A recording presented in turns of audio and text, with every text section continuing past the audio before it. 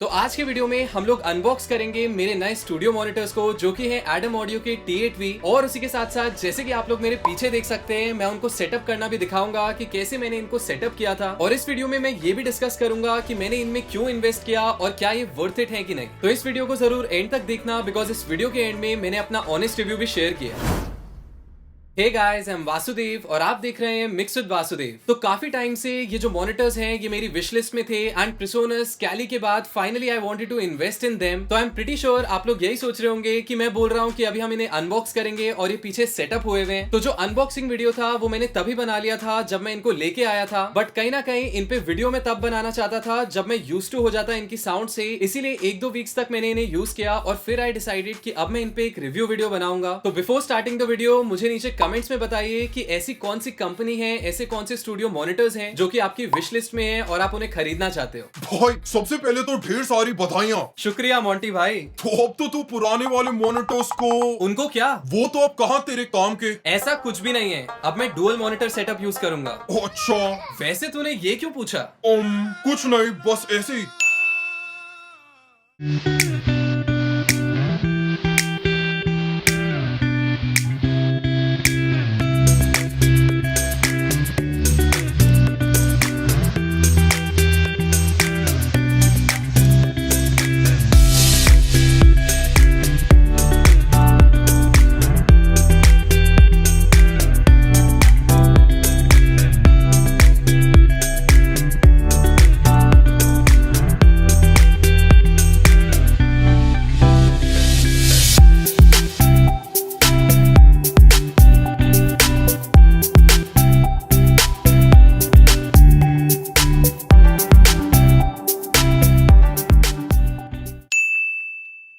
तो अब मैं इनके कुछ फीचर्स की बात करूंगा और साथ ही साथ आप लोगों को ऐसी चीजें भी बताऊंगा जो मेरी पर्सनल फेवरेट है, एंड ऐसा क्या रीजन था जो मैंने इनमें इन्वेस्ट किया। तो सबसे पहले इनके जो रिबन ट्वीटर्स हैं, यानी कि जो UART के 1.9 इंचेस के रिबन ट्वीटर्स हैं, वो मेरे पर्सनल फेवरेट चीज है, and that is the main reason जो मैंने इनमें इन्वेस्ट किया। बिकॉज उनकी वजह से जो एक्सट्रीम हाई फ्रीक्वेंसीज होती है वो भी ये क्लियरली सुनाते हैं। एंड अगर मैं इसके फ्रीक्वेंसी रिस्पॉन्स की बात करूं तो ये 33 हर्ट्ज से लेके 25,000 हर्ट्ज तक हमें साउंड सुनाता है, जो आई फील काफी ज्यादा है, जिसकी वजह से आपको और ज्यादा डेप्थ और ज्यादा क्लैरिटी मिलती है अपनी साउंड में। ऑल्सो जो रिबन ट्वीटर्स हैं उनका फायदा ये भी है कि आपकी जो एयर मूवमेंट है वो 4 गुना और फास्ट हो जाती है, जिसकी वजह से आपको काफी ज्यादा हाई डायनेमिक रेंज मिलती है। एट द सेम टाइम काफी लो डिस्टॉर्शन कॉज होता है इनमें। इन एडिशन टू दिस, एक लास्ट बेनिफिट जो मेरे को लगता है इन ट्वीटर्स का है वो यही है कि आपके कान जल्दी नहीं थकते, यानी कि जो एयर फटीग है वो जल्दी नहीं होता इन मॉनिटर्स से। उसके बाद इन्होंने क्लास D एम्पलीफिकेशन यूज की है अपने पावर सप्लाई में, एज वेल एज जो आपके एम्प है मॉनिटर्स में उनमें, जिसका फायदा क्या होता है, उससे आपके मॉनिटर्स काफी ज्यादा एफिशिएंट हो गए हैं। एंड उसके अलावा जो आपके नॉर्मल मॉनिटर्स होते हैं वो हीट अप होते हैं, हीट प्रोड्यूस करते हैं, ये उनके कंपैरिजन में सिर्फ 20% हीट अप होता है। उसके अलावा इनकी जो डायनेमिक रेंज है वो भी काफी अच्छी है, which is almost 118 dB SPL। तो इनकेस अगर आप लोग जानना चाहते हैं कि ये dB SPL क्या होता है, dB FS क्या होता है, dB VU क्या होता है, उस पे मैंने एक सेपरेट वीडियो बनाया है, आप लोग उसको इस वीडियो के बाद चेकआउट कर सकते हैं। अपार्ट फ्रॉम दैट इनके पीछे एक हाई शेल्फ और लो शेल्फ भी है, जो काफी ज्यादा यूजफुल रहता है जब भी आपको अपने मॉनिटर्स को ट्यून करना है अपने रूम के हिसाब से। और अगर मैं एक सबसे स्पेशल पॉइंट की बात करूं तो वो ये है कि इन मॉनिटर्स के साथ आपको 5 साल की वारंटी मिलती है, which is trust me unbelievable. Because इतना पैसा अगर आप एक प्रोडक्ट में इन्वेस्ट कर रहे हो और वो कंपनी आपको इतनी श्योरिटी दे रही है, तो मुझे नहीं लगता कि इससे ज्यादा हमें किसी चीज की जरूरत है।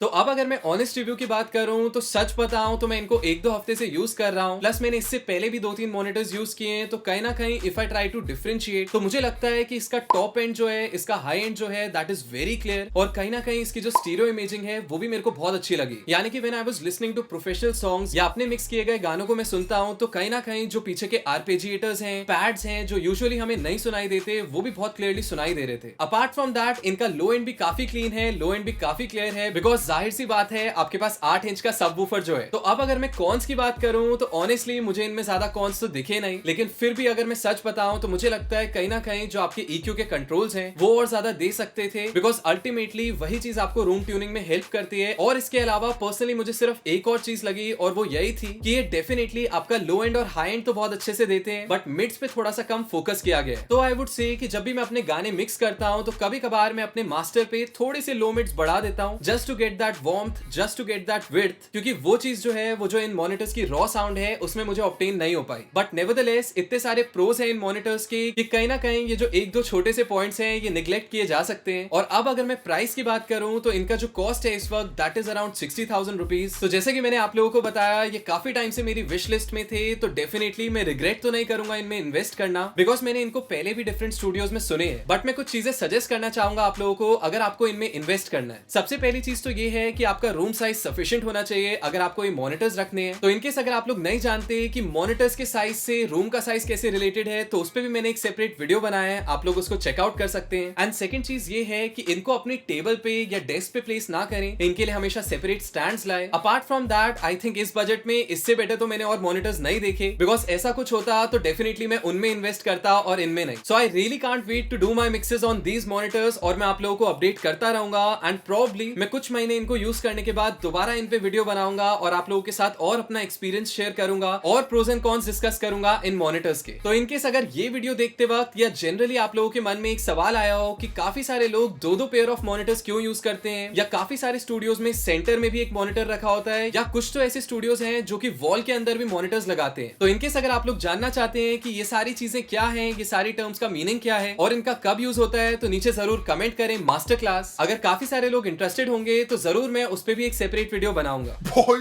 ये तो काफी जबरदस्त मॉनिटर्स हैं। हाँ भाई सही में। लेकिन एक सवाल है मेरा। हाँ हाँ पूछ। जब हम सोनी 20,000 तक सकते हैं तो 25,000 तक फ्रीक्वेंसी देने का क्या फायदा?